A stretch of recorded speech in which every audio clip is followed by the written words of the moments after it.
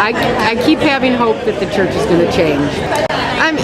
It's been very painful already. I'm just amazed, and I actually wrote an article that was in the paper this morning that talked about, it just amazes me how some people hate people like me, and I don't understand it. And some of the hate that spews out of people's mouths, especially people who profess to love Jesus, it's like, how can they have such hate? So it's already been painful. I mean, things don't seem to be going terribly well. But the great thing is being in this coalition, being with these people. Some of these people I've known for, it will be like 25 years now, 27 years. So in many ways, this is family. It's my family of choice. Affirmation has been a lifeline. We're the ones that want to put ourselves out there, that it's our lives, it's us you're talking about when you say it's incompatible with Christian teaching. It's not this concept. You're hurting people. So at this point, I kind of look at affirmation as just being an in-your-face, we're not going anywhere kind of people. The one thing that affirmation also is very involved with is supporting people, especially the people when they're hurt. So we are sponsoring a telephone line where it is answered by ministers who can counsel for the people who have really been hurt.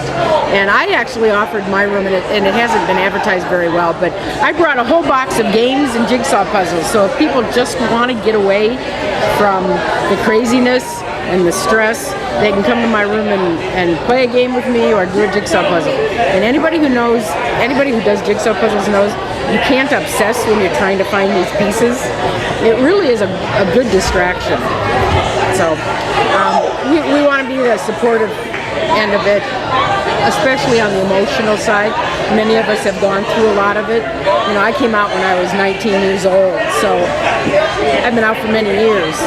And for some of the people who are maybe newly coming out or at their first general conference, it can be a really difficult time. And we want to be there for them. People fighting to try to open the doors of the Methodist Church and try to help people understand that we love Jesus just as much as other people. And we know that Jesus loves us just as much. So that's the message. You know, get beyond the hate, get beyond and just get to know us. I'm Tennant-Jayne and live in Minneapolis, Minnesota. Been United Methodist all my life. I'm third generation of Methodist or United Methodist, and this is my church.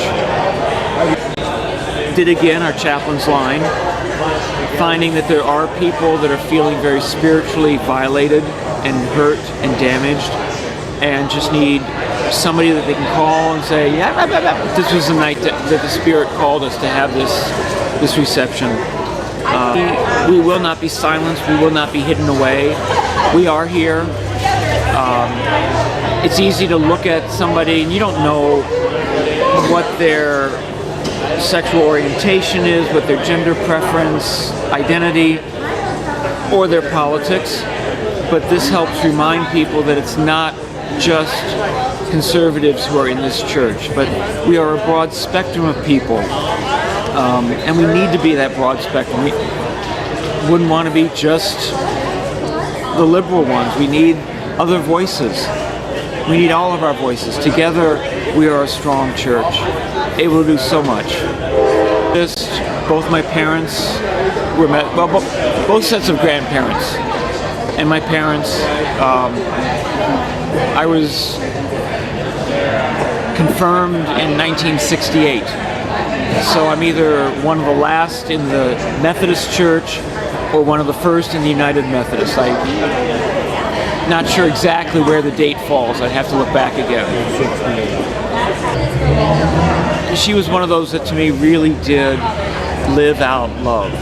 So the Love Your Neighbor Tabernacle is one of the hospitality activities hosted by the Love Your Neighbor Common Witness Coalition, and that is comprised of a group of agencies. I'll list them in alphabetical order.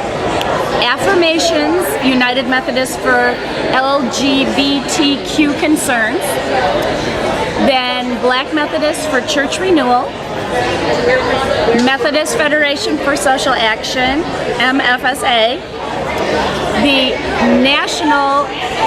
Native American International Caucus, and the National Federation of Asian American United Methodists. So we've all joined together to say the one thing we have in common is working on a peace and justice platform. And in that platform, one of the things we hold in common is justice for LGBTQ individuals, lesbian, gay, bisexual, transgendered people in the church. We believe there shouldn't be any discrimination of anyone, and one of the discriminations we're officially holding on to is the clause in the discipline that says the practice of homosexuality is incompatible with Christian teaching, and it forces clergy who are LGBTQ individuals to choose between having a family or serving the church. And the last time I checked, we're a mainline Protestant denomination. We haven't had people have to live a vow of celibacy ever.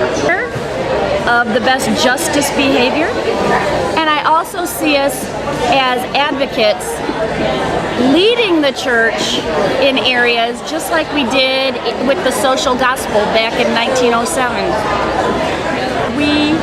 We all pitched our money together to pitch a tent, and the tent is it is the most amazing place. You see people from all over the world coming.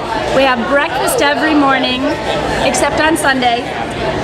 We start breakfast at 6:30 in the morning. We then have lunch during the lunch break for delegates and general conference, so people can quickly come, have some good locally sourced food. And by the way, we're very clear that we want our eco footprint to be smaller, so all of our flatware and plates and cups are compostable. So we worked with a caterer to make sure that we were leaving a smaller footprint in Tampa. The fun, but it's also a place where we have been commissioning people as volunteers to go out and serve. So it's a place of deep prayer too, and consecration. So it's an incredible place, and I am so glad that we could be part of this and do something bigger at General Conference to say our ministry here is of hospitality. We're really following our theme this year of love your neighbor. People who are very strong advocates, people who don't speak the language, we have translators available. It's been really, for me, the highlight. To me, this is more like what I would expect a church gathering to be like. It kind of reminds me of church camp. They are serving as our chaplains while we are here with the Common Witness Coalition. They have been an advocate for what some people would call queer concerns for decades now, and they have kept to their commitment to be an affirming body for all people, no matter what their sexual orientation or gender identity is. However God created them, they advocate and support. So I know they're a very cohesive group with each other because they have strong bonds of supporting each other and helping when, for example, we've experienced some hate language here at General Conference and bullying, and so Affirmations can serve as the chaplains to help people when they're hurting and when they've been wounded by other people simply because of who they are. They're very good at that, and tender, caring, wonderful, compassionate pastors.